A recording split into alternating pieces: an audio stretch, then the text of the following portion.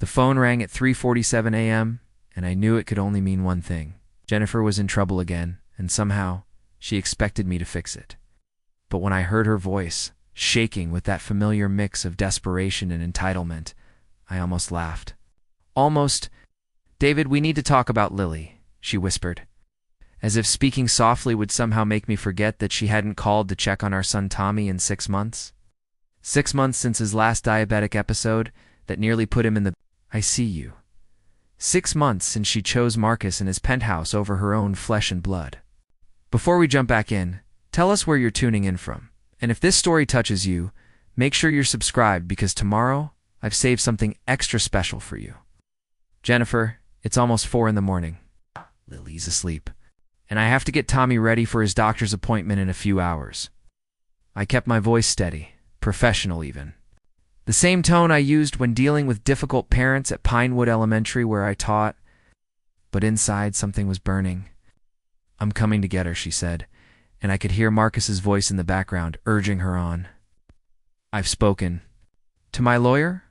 I have rights, David. She's my daughter too." That's when I set the phone down gently on my nightstand and walked to Tommy's room. An 8-year-old was sleeping peacefully, his glucose monitor glowing softly on his nightstand. The same monitor Jennifer had called too complicated when she packed her bags 18 months ago. The same monitor that had saved his life 3 times since she left. The morning Jennifer left us was supposed to be like any other Tuesday. Tommy had woken up with his blood sugar slightly elevated, nothing unusual for a child-managing type. 1 diabetes, but it required careful monitoring throughout the day. Lily was getting ready for school, practicing her presentation about marine biology that she'd been working on for weeks. I was grading papers at the kitchen table while keeping one eye on Tommy's breakfast portions, making sure he had the right balance of carbohydrates and protein. Jennifer came downstairs wearing a dress I'd never seen before. Something expensive, the kind of thing that didn't belong in our modest Maple Street home. Her makeup was done perfectly, which struck me as odd since she usually saved that level of effort for special occasions or work meetings. But she hadn't worked since Tommy's diagnosis 2 years earlier, claiming she needed to focus on his care. "I'm taking Lily to school today," she announced, not looking at me directly. Lily beamed at this unexpected attention from her mother, who had been increasingly distant over the past few months. I should have seen the signs then. Should have noticed how Jennifer had been taking longer errands and coming home with shopping. Bags she couldn't quite explain on our teacher's salary. "Mom, can you stay for my presentation?" Lily asked, adjusting her backpack straps. She'd inherited Jennifer's bright green eyes and my stubborn determination, a combination that made her both charming and formidable for a 12-year-old. Jennifer's. The smile faltered for just a moment. "Maybe next time, sweetheart. Mommy has some important things to take care of today." Tommy, still groggy from his morning blood sugar check, looked up from his carefully measured bowl of oatmeal. "Are you picking me up from school too, Mom? Dr. Vasquez said I might not need as many finger pricks if my levels stay stable." Silence that followed was deafening. Jennifer gathered her purse, expensive leather that definitely hadn't come from our joint account, kissed both children on the forehead. When she kissed me goodbye, her lips felt cold, distant, like she was already somewhere else entirely. "I'll see you tonight," she said. But her eyes were focused on something beyond our kitchen window, beyond our little life that suddenly felt very small and ordinary. That was the last normal moment our family ever had. I spent the day teaching my American history classes, discussing the Revolutionary War with teenagers who were more interested in their phones than the founding of our nation. Between periods, I texted Jennifer to remind her about Tommy's afternoon snack schedule and his insulin timing. No response. During lunch, I called to check if she'd remembered to pick up his prescription refills. Straight to voicemail. By 3 o'clock, when I arrived at Pinewood Elementary to collect both kids, I found only Tommy waiting by the flagpole. His teacher, Ms. Green, approached me with a concerned expression. "Mr. Chen, Tommy's been asking about his mom all afternoon. His blood sugar spiked during art class, and we had to call the nurse. Is everything all right at home?" Lily was nowhere to be found. According to the school office, Jennifer had signed her out during lunch, claiming a family emergency. No one had thought to verify this with me, despite the explicit instructions I'd given the front desk about both parents needing to communicate about early dismissals. The drive home was tense. Tommy kept asking where his sister was, and I kept giving vague answers about Mommy having errands to run. But deep down, a cold dread was settling in my chest.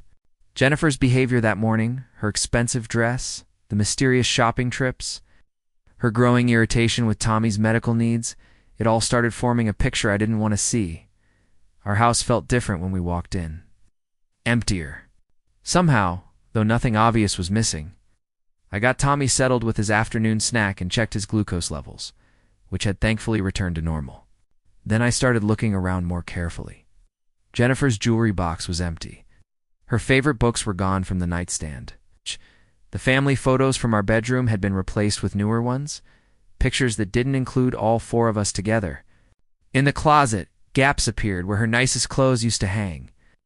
But it was the note I found tucked under Lily's pillow that finally shattered whatever illusions I still held. Written in Jennifer's careful handwriting, it was addressed to our daughter, not to me. My darling Lily, Mommy needs to go away for a while to figure some things out. You're going to stay with Daddy and Tommy, and I'll call you very soon. I love you more than all the stars in the ocean. Love, Mom. All the stars in the ocean was their special phrase, something Jennifer had made up when Lily was little and obsessed with both astronomy and marine biology. She'd told our daughter that if you could count all the stars in the sky and all the drops of water in the ocean, that's how much she loved her. And now she was using that sacred phrase to say goodbye. Tommy found me sitting on Lily's bed, holding the note with shaking hands. His small voice broke through my shock.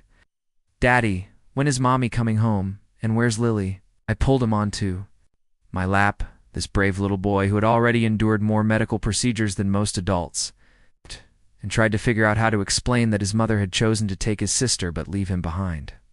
How do you tell an 8-year-old that his chronic illness made him less lovable in his mother's eyes? How do you explain that some people run away from responsibility instead of facing it? I don't know, buddy, I whispered into his hair, which smelled like the special shampoo we used to prevent skin irritation from his glucose sensor. But we're going to figure it out together, okay? That night, after I'd called the police to report Lily missing, only to be told it wasn't kidnapping, when her own mother took her. After I'd left 17 voicemails on Jennifer's phone, after I'd contacted every mutual friend and family member I could think of, I sat in my empty kitchen and realized that my wife hadn't just left me. She'd calculated exactly how to cause the maximum amount of damage on her way out the door. She'd taken the child who could travel easily, who didn't require medical equipment or constant monitoring, who wouldn't interfere with whatever new life she was building. And she'd left me with the son who needed her most, knowing that I would never abandon him the way she had. But as I listened to Tommy's peaceful breathing through the baby monitor I still kept in his room, realized Jennifer had made one crucial miscalculation. She thought Tommy's diabetes made him a burden, something that would hold me back from pursuing her and demanding answers. She was wrong. Tommy's strength in facing his daily challenges had taught me more about resilience and determination than Jennifer ever could. And now, watching over my son as he slept, I began planning how I was going to get his sister back and make sure Jennifer faced the consequences of her choices. She wanted to play games with our children's lives. Fine, but she'd forgotten one important detail. I had 18 months to build a case for why Tommy and I were better off without her. More importantly, why Lily belonged with us too. The custody papers I'd been too heartbroken to file were still sitting in my desk drawer. But tomorrow, everything was going to change. The first week after Jennifer vanished with Lily felt like drowning in slow motion. Every morning I had to explain to Tommy why his sister wasn't at the breakfast table, why her favorite cereal box sat untouched in the pantry, why her backpack still hung by the front door like a ghost of our former life. Gosh, his questions came in waves, each one more heartbreaking than the last. Did Lily get sick too? Is that why Mom took her to the doctor and didn't bring her back? I stirred his oatmeal carefully, measuring the exact portion that would keep his blood sugar stable, and tried to find words that wouldn't shatter what remained of his 8-year-old understanding of family. How could I explain that his mother saw his diabetes as a flaw rather than just another part of who he was? How could I tell him that Jennifer had looked at our children and chosen the one who wouldn't require midnight glucose checks or emergency trips too? Riverside Children's Medical Center. Mommy and Lily are visiting some friends, I lied, hating myself for it. They'll be back soon. But soon stretched into weeks, and my carefully constructed explanations began crumbling under the weight of reality. Tommy was smart, too smart to keep believing my vague reassurances. When his glucose levels started spiking from stress, when he began having nightmares that left him calling for his sister, I knew I had to do something more than just wait for Jennifer to come to her senses. The breaking point came on a Thursday evening in November. Tommy had suffered a severe hypoglycemic episode at school, the kind that required an ambulance and left him unconscious for terrifying minutes, while paramedics worked to stabilize his blood sugar. I rode with him to the hospital, holding his small hand while Dr. Vasquez ran tests and monitored his vitals. His levels are all over the place, David, she said, reviewing his glucose monitor data from the past month. This kind of instability usually indicates significant stress or changes in routine. Ow. Has anything major happened at home recently? I looked at my son, so small in the hospital bed with 4 lines running into his arm, and finally admitted what I'd been trying to deny. His mother left. She took his sister with her, and we haven't heard from them in 6 weeks. Dr. Vasquez's expression shifted from professional concern to something deeper, more personal. She'd been treating Tommy since his diagnosis, had seen how Jennifer gradually became more absent from his appointments, more impatient with the daily management his condition required. David, I need to ask you something, and I want you to be completely honest with me. Do you think Jennifer's absence is affecting Tommy's ability to manage his diabetes? The question hung in the air like a challenge, because the truth was complicated. Yes, Tommy missed his mother desperately. But in some ways, his glucose control had actually become more consistent since Jennifer left. Without her constant complaints about the burden of his medical needs, without her dramatic sighs, every time his monitor alarmed, Tommy seemed less anxious about his condition. He misses his sister more than his mother, I admitted quietly. Lily used to help him count carbohydrates, used to make his insulin injections feel like a game. Jennifer mostly just got frustrated when his numbers weren't perfect. That night, while Tommy slept peacefully in his hospital bed, thanks to careful monitoring and for glucose regulation, I made 2 phone calls that would change everything. The first was to Robert Kim, a family law attorney who'd been recommended by Mike Thompson, my colleague at Pinewood Elementary. The second was to Jennifer's mother in Oregon, a woman who'd been calling me weekly since her daughter disappeared. With her granddaughter? David, honey, I've been so worried, Margaret Williams said, her voice thick with tears. Jennifer won't tell me where they're staying, won't let me talk to Lily for more than a few minutes at a time. She keeps saying she needs space to figure things out, but that little girl needs stability, needs her family. Margaret, I need to ask you something difficult. When Jennifer was growing up, how did she handle responsibility, especially when things got challenging? The silence stretched so long, I thought we'd been disconnected. Finally, Margaret spoke, her voice heavy with old pain. Jennifer was my miracle baby, David. I had 3 miscarriages before her. When she finally arrived healthy and perfect, I suppose I never wanted her to face any hardship. Her father and I, we protected her from consequences, solved her problems before she even knew they existed. When she struggled in college, we hired tutors. When she had credit card debt, we paid it off.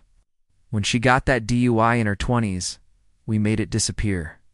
The pieces were falling into place, painting a picture I'd been to and loved to see clearly when Jennifer and I first married.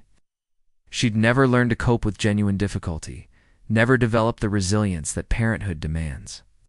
Tommy's diabetes, with its relentless daily requirements and unpredictable challenges, had pushed her beyond her comfort zone into territory she simply couldn't navigate. She called me last week, Margaret continued. Preparing and narrating this story took us a lot of time, so if you are enjoying it, subscribe to our channel. It means a lot to us. Now back to the story. Said she's living with some man in Los Angeles, someone with money who can give her the life she deserves. But David, Lily sounded different when I talked to her. Quiet. Not like herself at all. My hands clenched around the phone. What do you mean different? She asked me if Tommy was okay, if his sugar levels were stable. She's 12 years old, David. She's worried about her little brother's medical condition while her mother is off playing house with a stranger. That's not right. That's not how children should have to live. The next morning, I sat in Robert Kim's law office while Tommy attended school. Finally feeling ready to take action I should have taken months earlier. Robert was younger than I'd expected, maybe mid-30s, with the kind of quiet intensity that suggested he'd seen plenty of family situations that would shock most people. "Let me understand this correctly," he said, reviewing the notes I'd provided. "Your wife abandoned the family home, took your 12-year-old daughter without proper notification, left behind your 8-year-old son who has a chronic medical condition requiring daily management, and hasn't provided any financial support or consistent contact in 6 weeks." That's correct. Tommy's health has suffered. His doctor says the stress is affecting his glucose control, which could have serious long-term consequences. Robert leaned back in his chair, studying the family photos I'd brought, showing happier times, including several of Jennifer looking visibly uncomfortable during Tommy's medical appointments. "David, I want to be straight with you. In California, family courts generally favor arrangements that keep children with both parents when possible. But there are exceptions, especially when one parent demonstrates a pattern of neglect or inability to meet a child's medical needs." Pulled out a legal pad and began sketching what would become our strategy. Document everything. Gather medical records showing Tommy's improved stability in Jennifer's absence. Collect testimony from doctors, teachers, family members about Jennifer's gradual withdrawal from parental responsibilities. Build a case that demonstrated not just her abandonment, but her fundamental inability to provide the kind of stable, medically informed care that both children needed. "There's something else," Robert added, his tone becoming more serious. "If your wife has been living with another man for 6 weeks without establishing any formal custody arrangement, if she's moved your daughter across county lines without proper notification, we might have grounds for an emergency custody order, especially given your son's medical needs and the documented impact of family separation on his health." Walking out of that law office, I felt something I hadn't experienced since the night Jennifer left: hope. Not the naive hope that she would come home and we could somehow repair our broken family, but the practical hope that comes from taking action, from refusing to remain a victim of someone else's selfish choices. That afternoon, I picked Tommy up from school and took him to Caf Luna, a small coffee shop near Pinewood Elementary, where we'd started going for hot chocolate after his medical appointments. It had become our tradition, our way of celebrating his bravery in facing daily challenges that would intimidate most adults. "Dad," he said, stirring extra marshmallows into his drink, "I heard you talking to someone on the phone about Lily last night. Is she coming home soon?" I looked at my son, this resilient little boy who checked his own blood sugar 4 times a day without complaint, who gave himself insulin injections with steady hands, who never once asked why his medical condition had driven his mother away. He deserved honesty, deserved to know that I was fighting for his sister, just as hard as I fought for his health every single day. "I'm working on it, buddy. There are some grown-up things I need to take care of first. Some papers I need to fill out, but I promise you, I'm going to do everything I can to bring Lily home." Tommy nodded solemnly, then brightened as he remembered something. "Will you tell her about my new glucose sensor? The one that doesn't hurt as much? I want to show her how I can check my numbers on your phone now."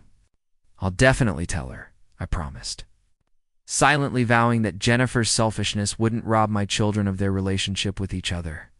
She might have calculated that taking Lily would hurt me, might have thought that leaving Tommy would limit my ability to pursue them. But she'd underestimated the power of a father's love and overestimated her ability to keep running from consequences. Because tomorrow, Robert Kim would file the papers that would begin the legal process of bringing Lily home and ensuring that Jennifer faced the reality of what she'd done to our family. She wanted to play games with our children's well-being. Fine. But the rules were about to change, and this time, Tommy and I wouldn't be the ones left behind. The emergency custody hearing was scheduled for a cold December morning, exactly 2 weeks after Robert Kim filed our motion. I stood outside the Riverside County Family Court building, watching my breath form clouds in the winter air. trying to calm my nerves before what could be the most important hour of my children's lives. Tommy was at school, blissfully unaware that his father was about to fight for his sister's return in a courtroom 20 miles away. I'd arranged for Sarah Mitchell, his favorite nurse from Dr. Vasquez's office, to pick him up if the hearing ran late. Sarah had volunteered immediately when I'd mentioned needing help, and over the past month, she'd become an unexpected source of support for both Tommy and me. "You look like you're about to face a firing squad instead of a family court judge." Sarah had teased me the night before, helping Tommy organize his diabetes supplies for a sleepover at Mike Thompson's house. "Remember, you're not asking for anything unreasonable. You're asking for your daughter to come home to her family."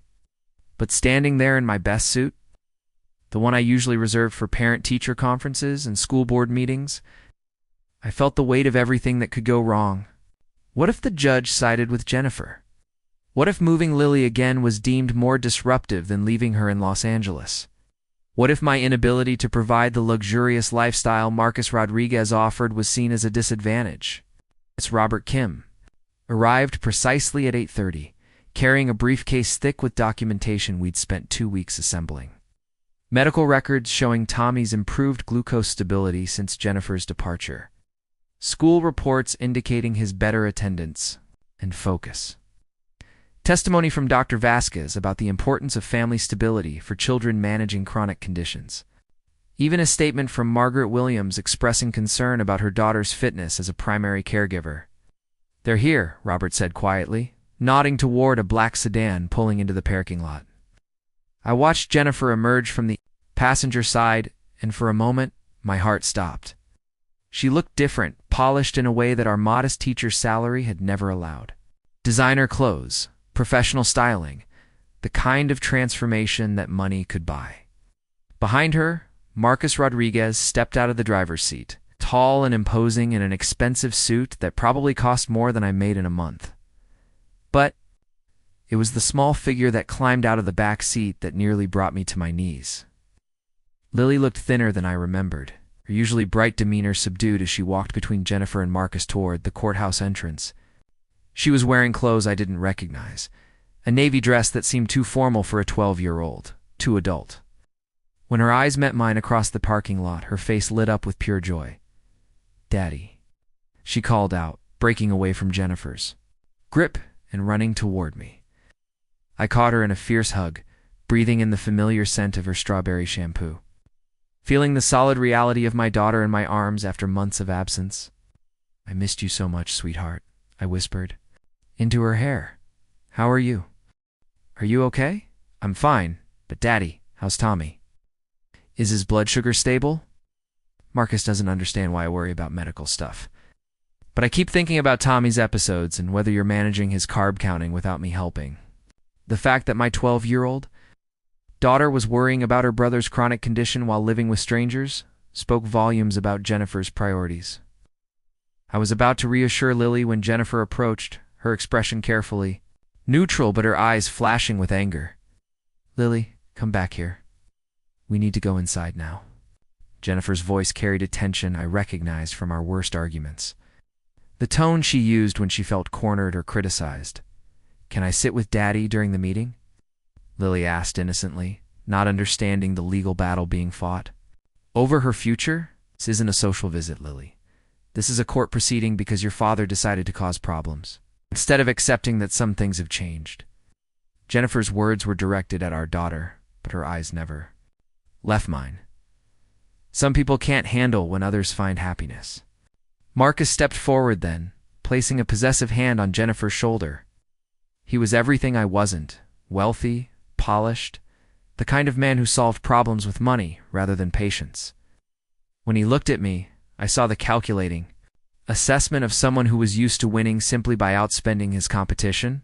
"Mr. Chen, I understand this situation is difficult for you," Marcus said, his tone condescending in the way that only truly wealthy people could manage.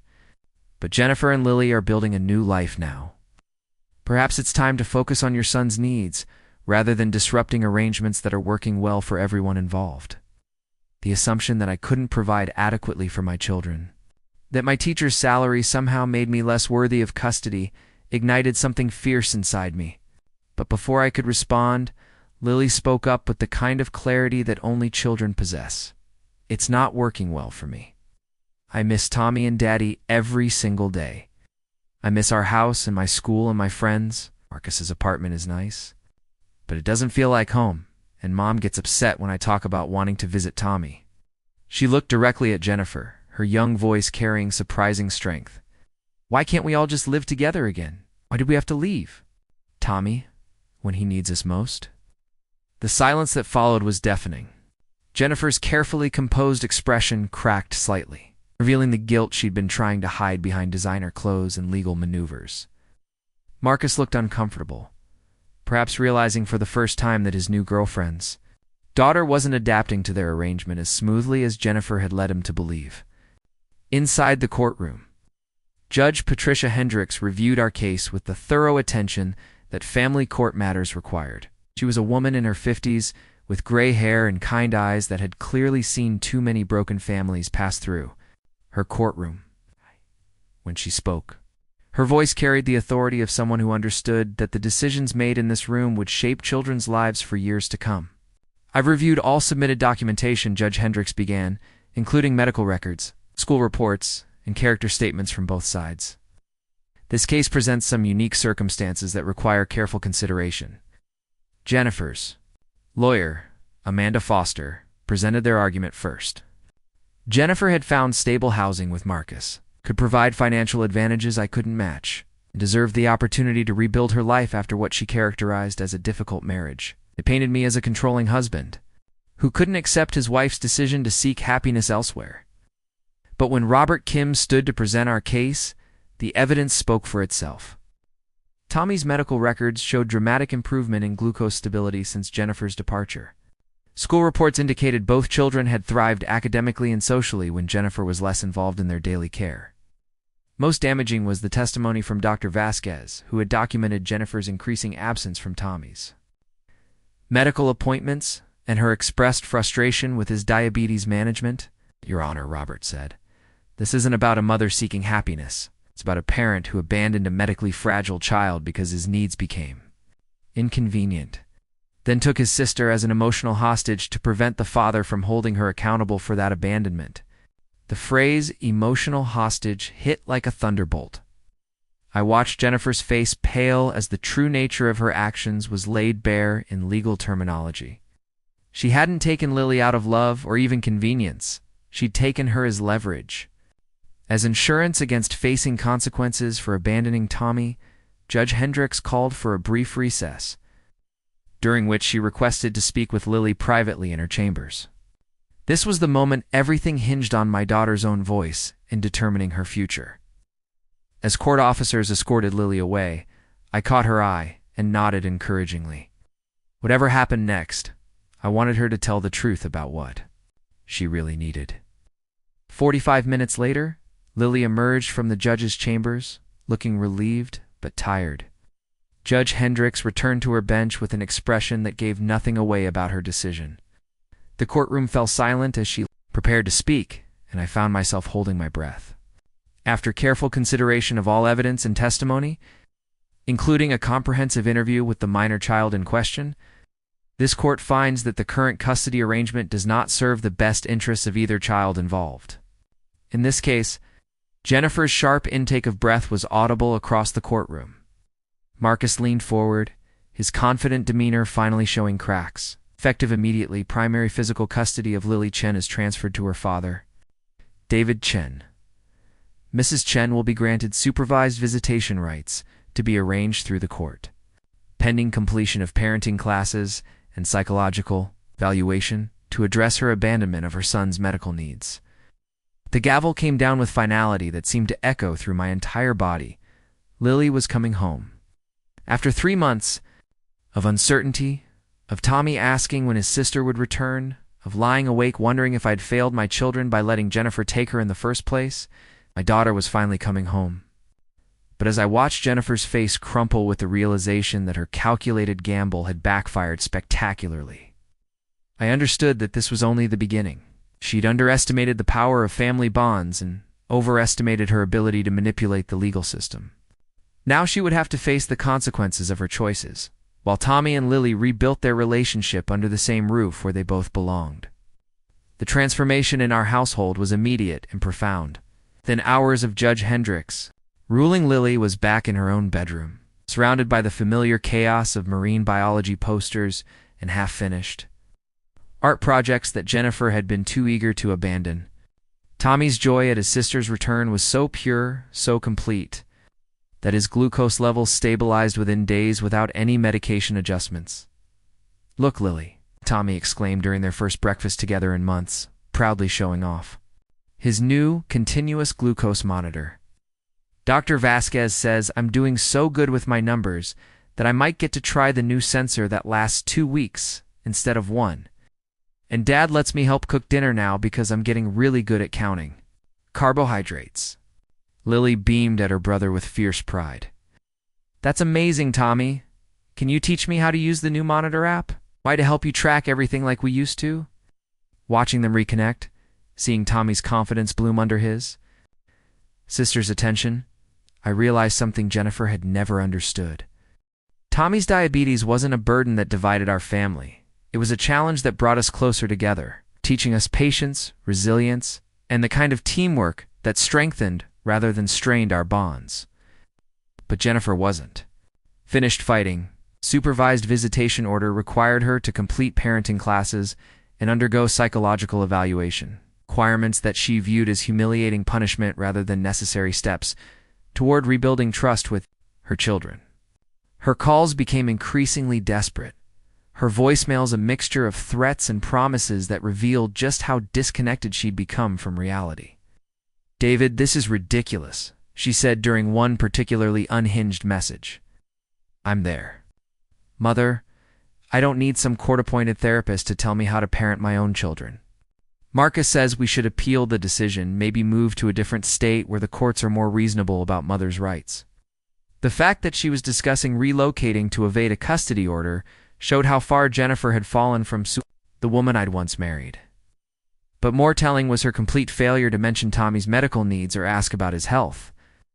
In her mind, winning custody was about vindication and control, not about what was actually best for our children. Sarah Mitchell had become a regular presence in our lives during this period, helping Tommy navigate the emotional complexity of his mother's return to the periphery of his world. As a pediatric nurse, she understood the unique challenges facing children with chronic conditions, but her warmth and patience extended far beyond her professional expertise. "Your dad is doing an incredible job with your diabetes management," she told Tommy during one of their afternoon tutoring sessions, where she helped him understand how stress affected his blood sugar levels. "Some adults twice your age don't handle their medical routines as responsibly as you do. Sarah makes it seem less scary," Tommy confided to me later that evening. "When Mom was here, she always looked worried when I had to check my levels or give myself insulin. Like she thought something terrible was going to happen. But Sarah just treats it like it's normal, like it's just part of who I am." The insight was devastating and liberating at the same time. Jennifer's anxiety about Tommy's condition had been adding stress to his daily management, making him feel like his diabetes was something shameful or frightening, rather than simply a medical condition requiring careful attention. Sarah's matter-of-fact approach helped him see his insulin routine the way he saw brushing his teeth, necessary self-care rather than a source of family tension. Meanwhile, Lily was adjusting to being home with a maturity that impressed everyone around her. Ms. Green, her teacher at Pinewood Elementary, noted dramatic improvements in her academic performance and social engagement within weeks of her return. "It's like she's rediscovered her voice," Ms. Green told me during a parent conference. "She's volunteering for class presentations again, participating in group projects, engaging with her friends in ways she hadn't been doing before she left." Whatever was happening during those months away, it wasn't allowing her to be herself. The truth emerged gradually through conversations that Lily initiated when she felt safe enough to share her experiences. Living with Marcus had been like existing in a museum where children were expected to be decorative but not heard. Her natural curiosity about science, her enthusiastic questions about marine biology, her tendency to think out loud while working through problems, all of these qualities that made her uniquely herself had been discouraged as inappropriate in Marcus's sterile, adult-focused environment. He kept telling Mom that kids should be more disciplined, more controlled, Lily explained during one of our evening walks around Willows Park. When I talked about missing Tommy or wanting to call you, Mom would get upset and say I needed to focus on our new life instead of being stuck in the past. But Tommy isn't the past, Dad. He's my brother. The supervised visitation sessions, when Jennifer finally began attending them, revealed the full extent of how disconnected she'd become from her children's real needs and personalities. Court-appointed supervisor Maria Gonzalez documented interaction. After interaction where Jennifer seemed more focused on proving she was a good mother than actually engaging with Tommy and Lily as individuals. She brings expensive gifts but doesn't seem to understand their interests, Maria noted in one of her reports to the court. She brought the boy video games rated for teenagers when his father had specifically mentioned his love of science kits. She brought the girl fashion magazines when her passion is clearly marine biology.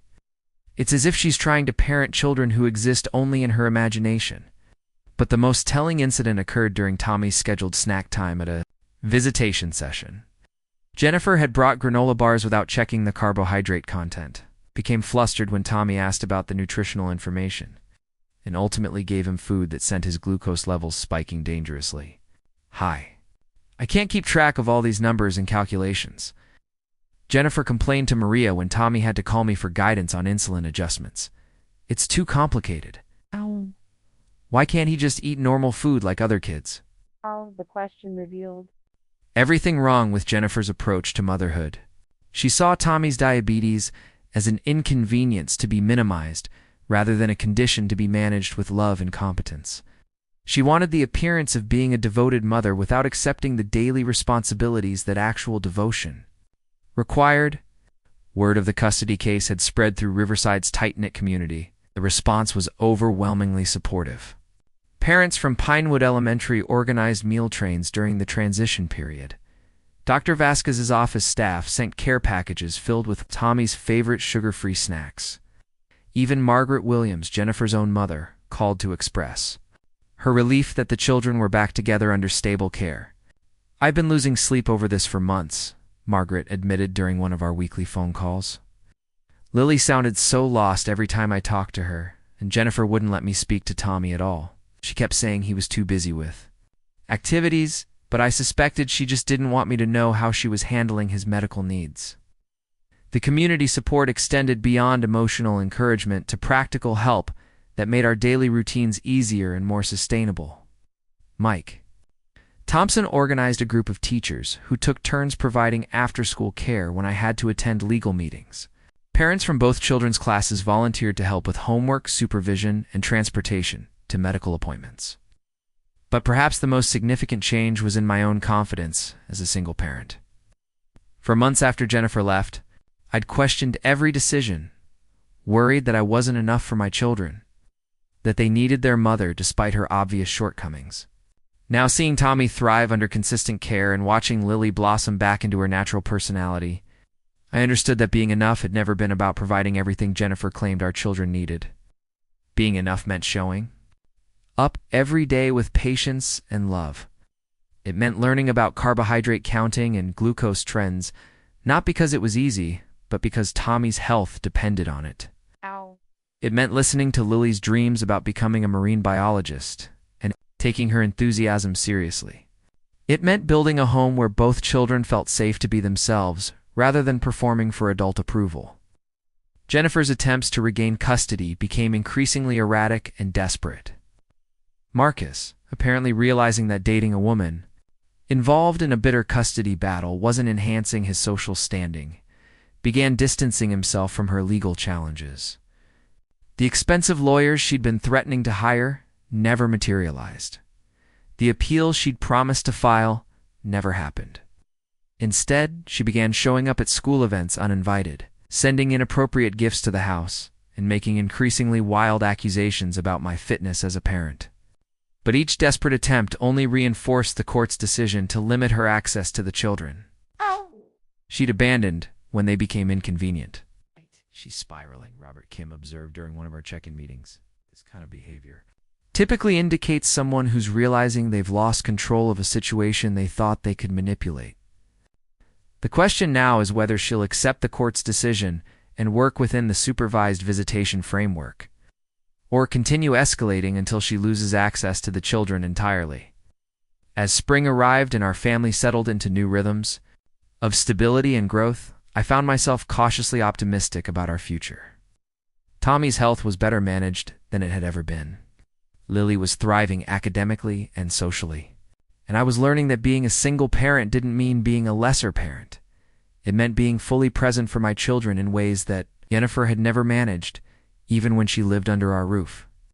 But I knew Jennifer well enough to recognize that her silence wasn't acceptance. It was preparation for one final attempt to regain control over children who had moved beyond her ability to manipulate or abandon. The question wasn't whether she would try again, but when and how destructively she would choose to make her last stand. Jennifer's final desperate move came on a sunny Saturday in late April. 8 months after she'd first abandoned Tommy and taken Lily, I was in the kitchen preparing Tommy's lunch, carefully measuring his sandwich ingredients while he practiced, piano in the living room. Lily was upstairs working on a science project about coral reef ecosystems that she'd be presenting to her class on Monday. The doorbell rang at exactly noon, which struck me as odd since we weren't expecting anyone. Through the peephole, I saw Jennifer standing on our front porch, but she wasn't alone. Behind her stood 2 official-looking individuals with clipboards and badges. Mr. Chen. I'm Patricia Walsh from Child Protective Services. We've received a complaint about unsafe living conditions and medical neglect regarding the minor children.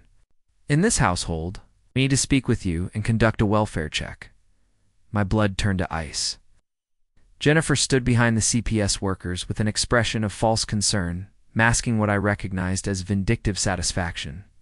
She'd made a false report to Child Services, gambling that an investigation would disrupt our stable home and potentially restore her custody rights. Of course, I said, stepping aside to let them enter. Tommy, can you come here, please? And Lily, come downstairs for a moment. Both children appeared within seconds. Tommy still carrying his glucose meter from his pre-lunch blood sugar check, Lily holding her science notes. They looked healthy, happy, and completely at ease in their own home, exactly the opposite of what Jennifer had apparently told CPS. Patricia Walsh was thorough but fair, asking direct questions about Tommy's medical care, examining his diabetes supplies, reviewing his glucose logs, and speaking privately with both children about their daily routines. Her colleague inspected our kitchen, checking for adequate food storage and noting the careful organization of Tommy's medical supplies. Your son's diabetes management appears exemplary, Patricia told me after completing her assessment. His glucose logs show excellent control, his supplies are properly stored and current, and he demonstrates remarkable knowledge about his own care for a child his age. Jennifer's face grew pale as the investigation proceeded. When Patricia asked to speak with her privately about the specifics of her complaint, Jennifer's accusations began falling apart under scrutiny. She claimed Tommy wasn't receiving proper medical supervision, but couldn't explain why his glucose control had improved dramatically since her departure.